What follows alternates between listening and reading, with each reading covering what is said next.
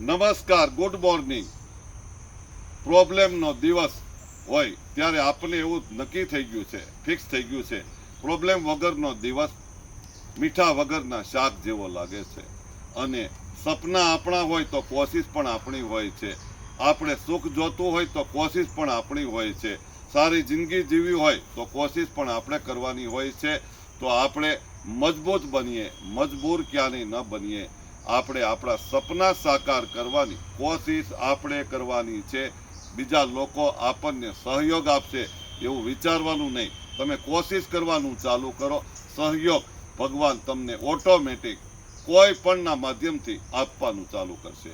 તો આપણે આપણી જિંદગીને બગાડવા બદલે સહયોગ આપવાનું ચાલુ કરીએ, સુધારવાનું ચાલુ કરીએ.